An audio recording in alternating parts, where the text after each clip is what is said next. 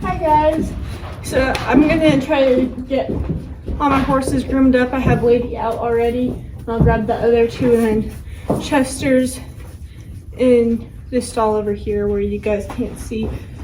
But I'm gonna get the mud groomed off of them and try to make them look somewhat presentable and not so homeless looking. But I'm gonna take this bit of an opportunity to answer some FAQ because I'm getting these questions a lot, and so I figure I might as well answer them while I have it on my brain. So, Jasper, please.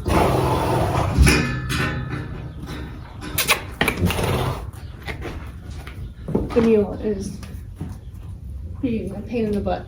But anyway, so the main question, or I guess the first question is kind of, who am I, how old am I, etc., etc. I'm Abby, I'm 17, turned 18 this spring. I've been Jasper. Anyway, I've been training horses for about 5 years now. This August will be 6 years since. August 2018 was when I started training my first horse, which is Coda. This buckskin over here that's being obnoxious. Yes, you. But she was completely terrified of everything, and I couldn't catch her. And she was 6 years old, and so she's kind of past that range that people really wanted to try stuff with her. She had some bad experiences with people that led to her being terrified. So she's not naturally, that's not her personality. And we also have confirmation from veterinarian and the brand inspector that her previous owner had some issues. So anyway,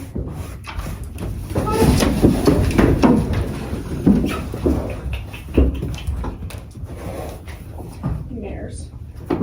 Anyway, so Coda ended up being relinquished to my parents through a board contract and failure to pay and blah blah blah, yada yada. And then they sold her to a friend, and then the friend gave her back because he got hurt at his work and wasn't going to be able to do anything with her for the next several months.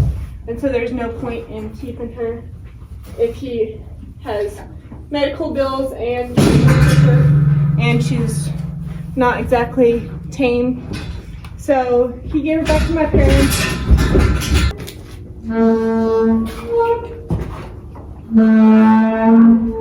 Where were we? Oh, Coda was given back to my parents. 12-year-old me begged and pleaded for my parents to let me buy her. So eventually they gave in under the circumstances that if I couldn't do anything with her, we'd take her to an auction. And so, because she was crazy and they weren't going to be able to deal with her. And so that would be the best thing for her, honestly, if I couldn't do anything with her. But I was able to do something with her. She's now riding lesson horse. In fact, in about an hour, she has a kid coming out to ride her and get her all cleaned up and pretty and whatnot. But so then in 2021, a couple of years later, I convinced my parents to let me do an Extreme Mustang makeover, and so that's how I got Chester, is through the Oklahoma City makeover. And then 2022, I got her and Hickory. You guys are dorks. But I got them for 2 different makeovers. Lady, I did go back to the show, just didn't ride her because I was having autoimmune issues. And so I was having like extreme fatigue and like pain and whatnot. So anyway, I didn't end up riding her in the show.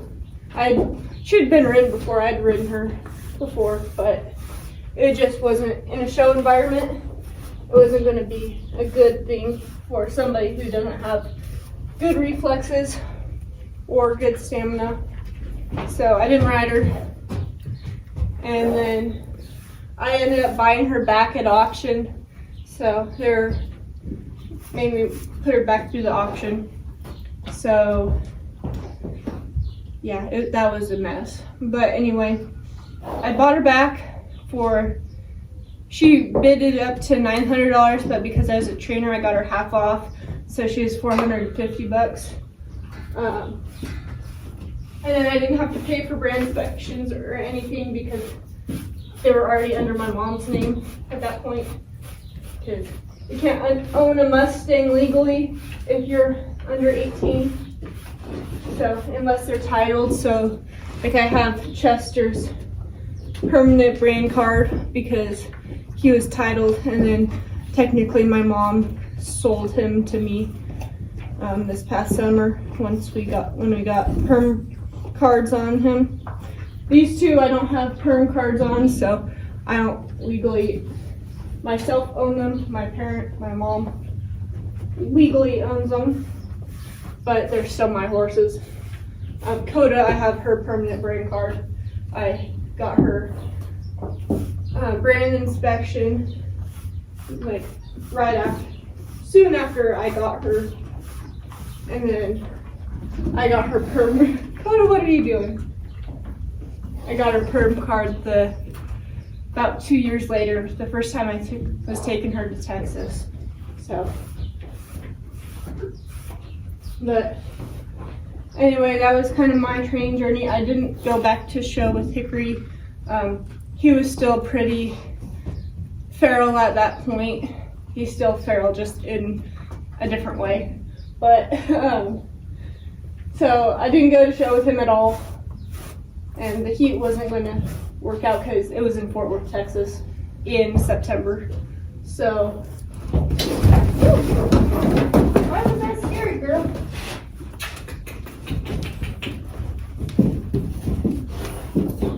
But anyway, so that's kind of my training stuff. Also questions, where are my Mustangs from? Like what herd areas are they from? So you guys stop being a menace to society.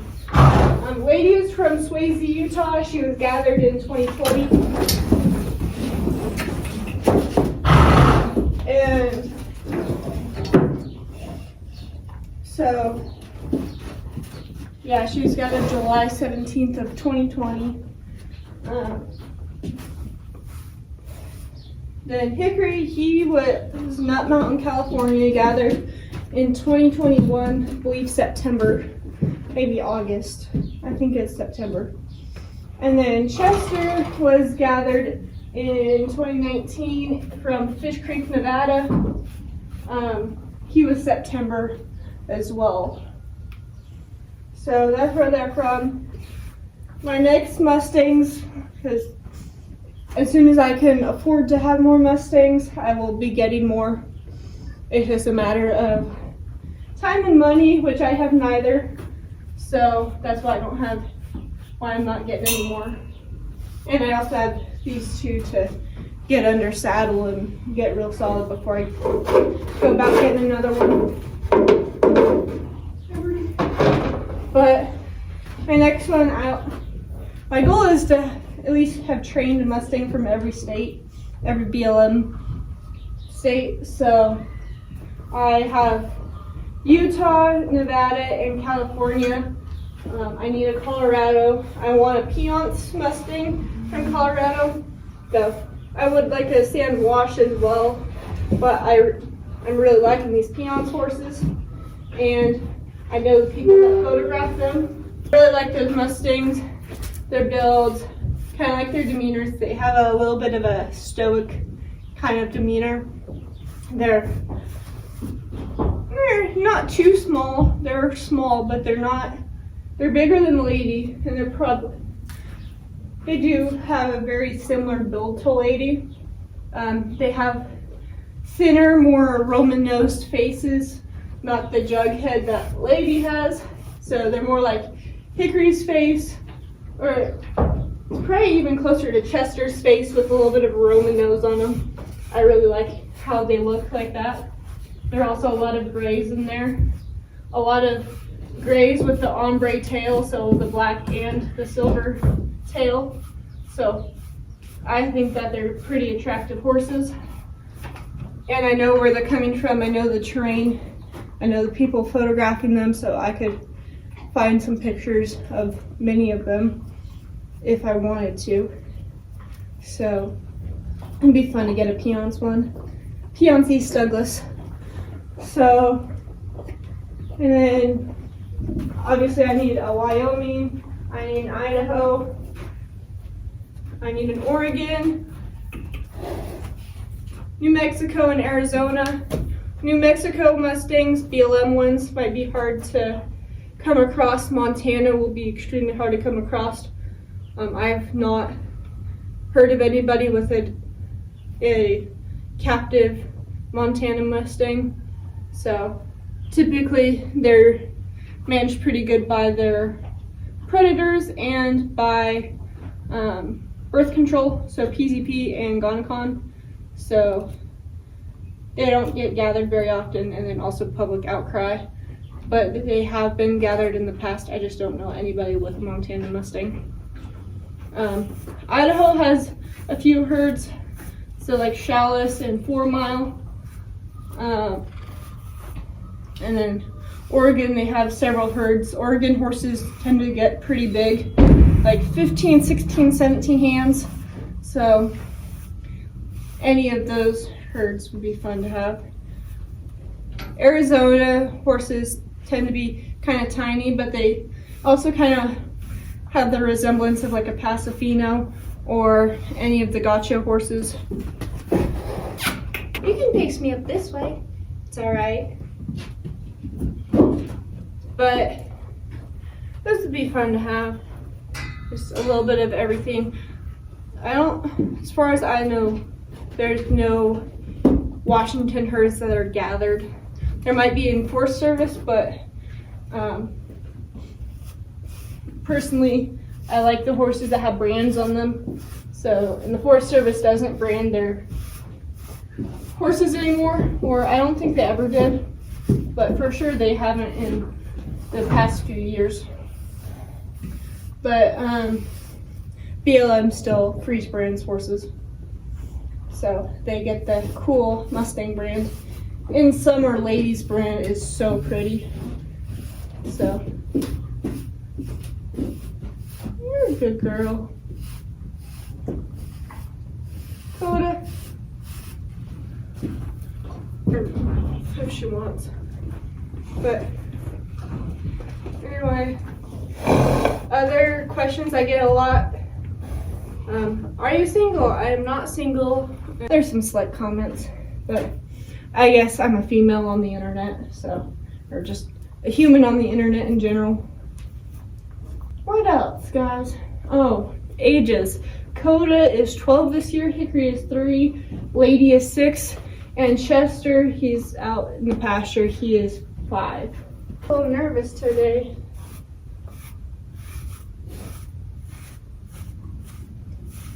But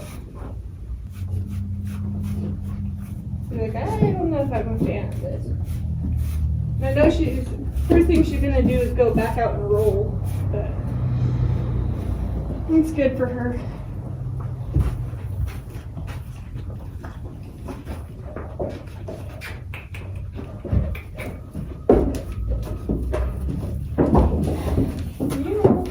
Ma'am.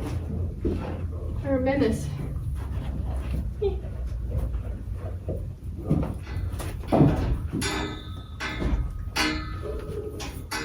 She's having some second thoughts about me touching this hind leg back here, which is kind of odd.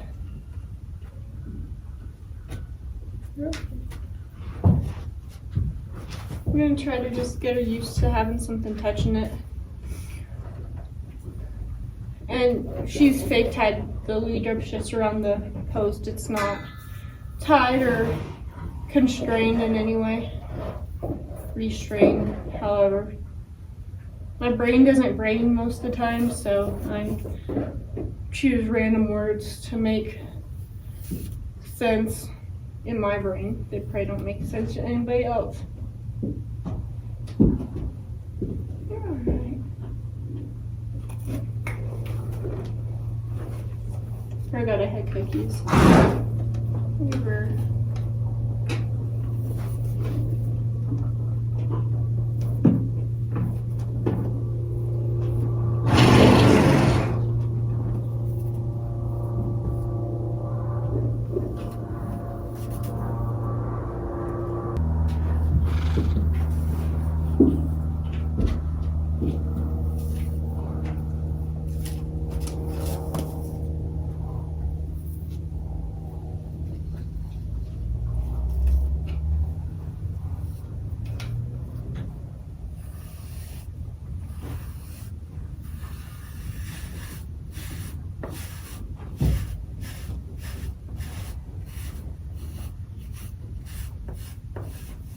Good girl. She obviously was laying in fresh mud right before I got here because she's still wet. Huh. Just on this one side, so. One side and her belly. But I'm not really worried about her belly right now.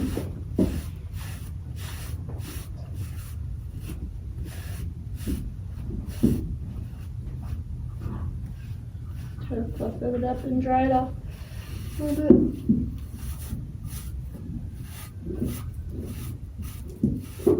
Good girl.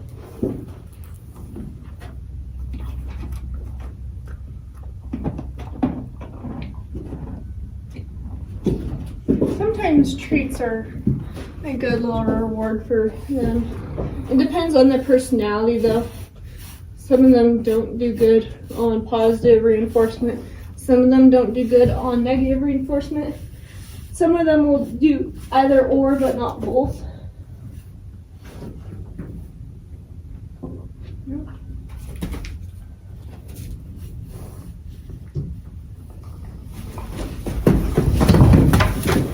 Thank you for not kicking me. Oh, adrenaline rush.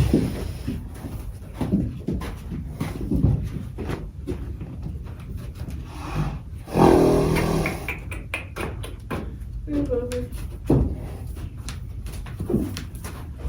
You're okay. You're okay. This is interesting. So what's happening is it's not necessarily the sensation. It's because I'm focusing on brushing that hawk, which is putting energy there. And she's okay with energy everywhere else, but she doesn't want anything near that hawk or below.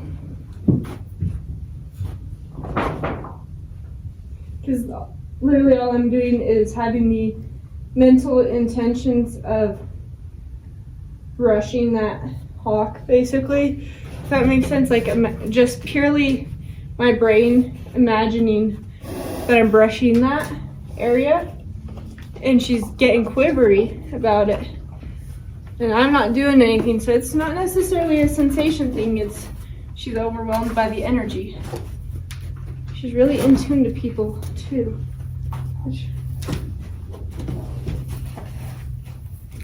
And I think she's when she's spinning around and pushing into me, I think that's a little bit of an overwhelmed feeling, because wasn't reading her very good and pushing her too far. Yeah, I'm just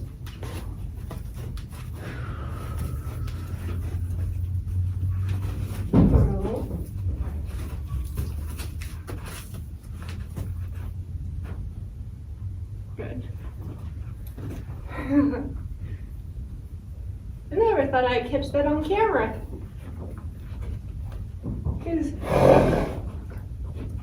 I know that energy plays a lot into these horses, especially these Mustangs, because Mustangs essentially have street smarts of the horse world.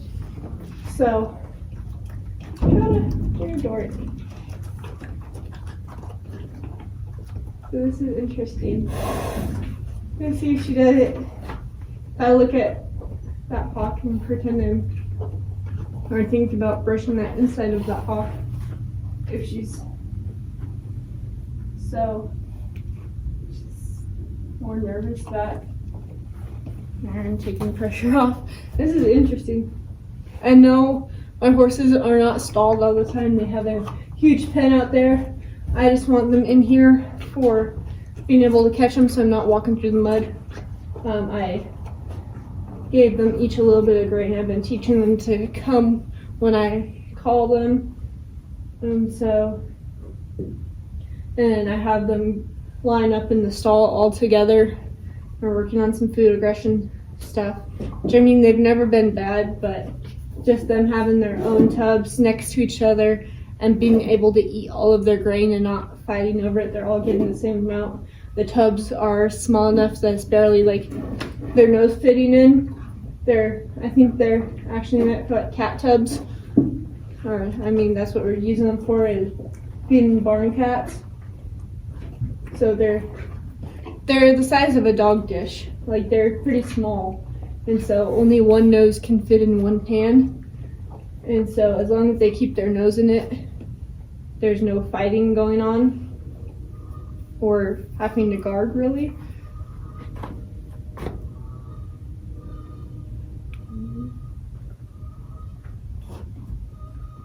And still a little bit. There.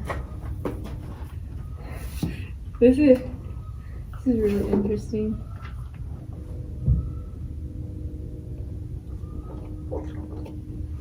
And like I know that she's done similar stuff before, like intentions, like will spook her, or she'll be like, "You're overwhelming me." Just if you're thinking about something, she's so attuned to people.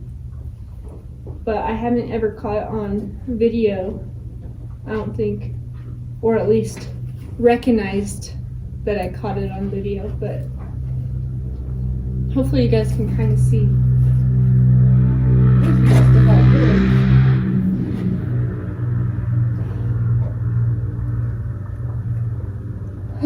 That's not interesting. There you go.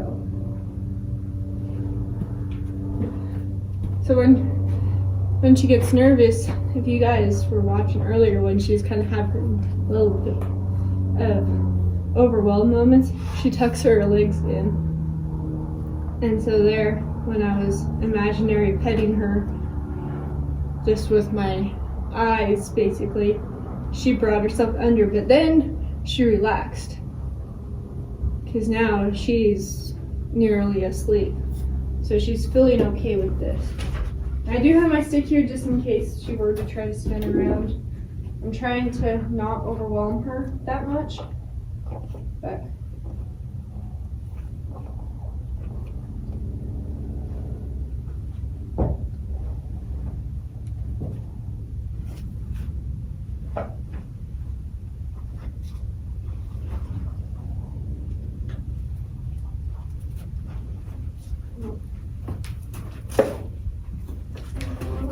look at this leg. Look at this leg.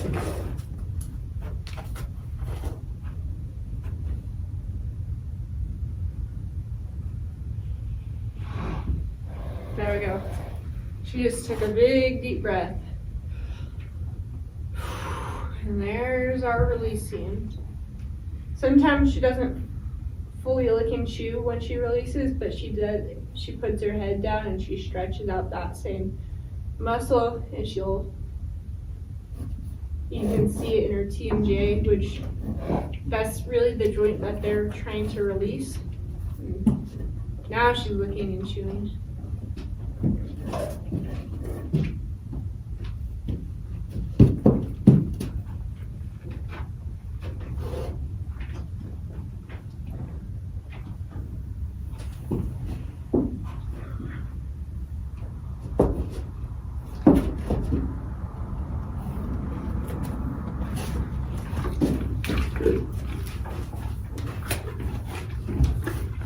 There is a release, but there's not exactly the answer.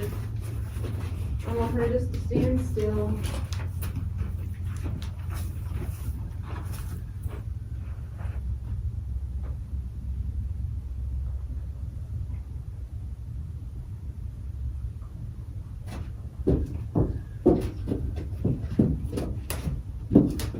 There was a small release.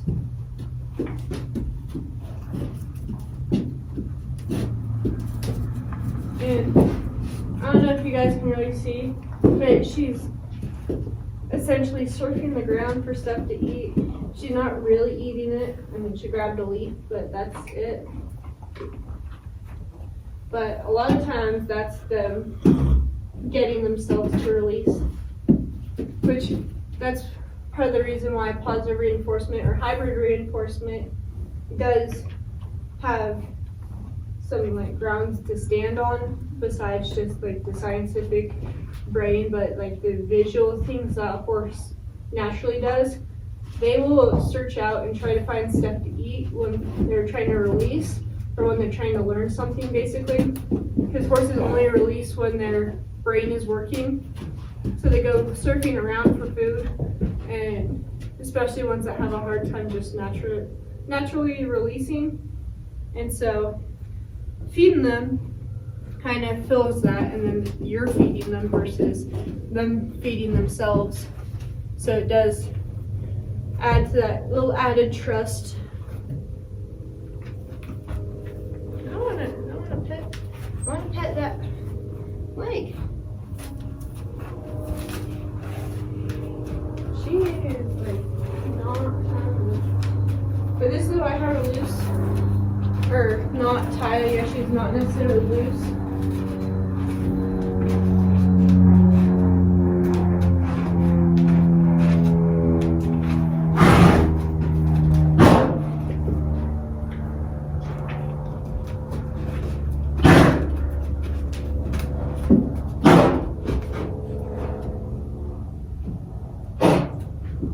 There we go. There was our release. And there was another good release. When you're looking for the releases, you're looking for eyes, ears, mouth, nose. So their eyes start blinking. Their ears, they become more relaxed. Sometimes they'll have an ear forward and an ear back, or they'll have one ear on you and then a swivel.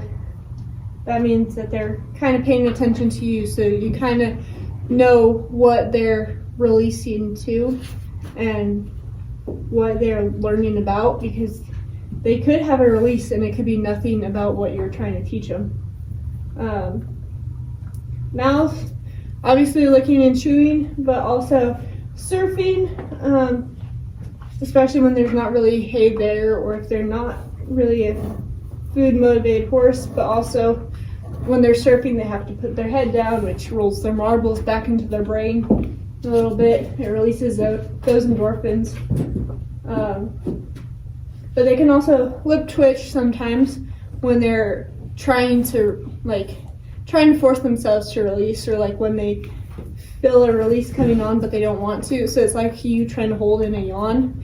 Like you do some weird stuff with your face if you're trying to hold it in.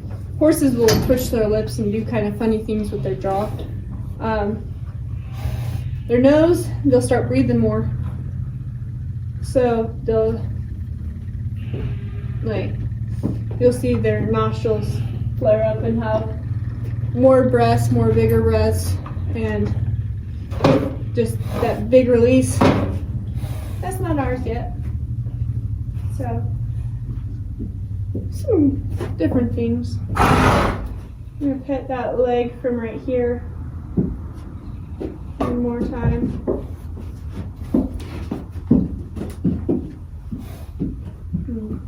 She's not really paying attention to me. I don't know if you guys can see her ears. Now she's more ears on me. So I'm waiting for a little bit of a release. There's an eyes, there's lip twitch. There's nose. She's coming into me. She's trying to figure out I want her to do with this. Which is kind of a good thing that she's coming closer to me because we're having problems with her being close. We're just waiting for that jaw to release. She's so close. Come on, baby girl.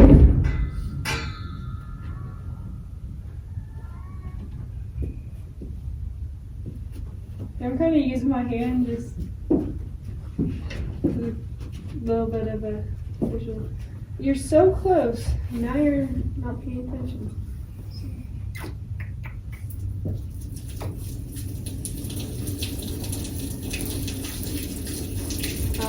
Ears.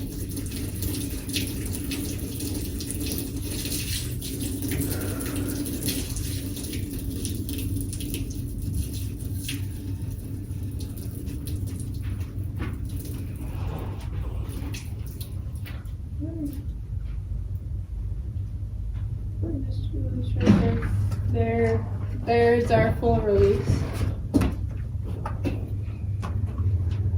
It took a little while to do that. Huh. There we go. I'm gonna call it good for the day. I'm gonna give her a cookie, but I'd rather her be calm about the little things than trying to force the big things. Like obviously today she does not want that foot picked up. I could probably pick up her front feet and that other hind, but that one she probably doesn't want picked up, and obviously like I probably wouldn't even be able to pick her up if I wanted to.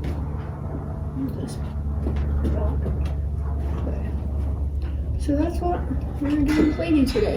So yeah, come on, sweet girl.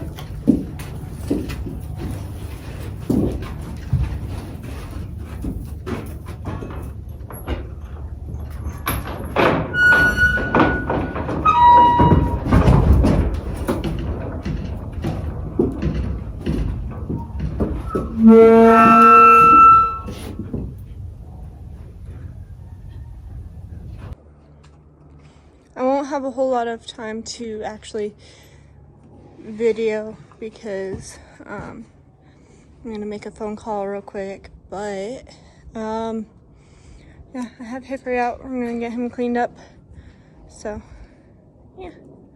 Boop.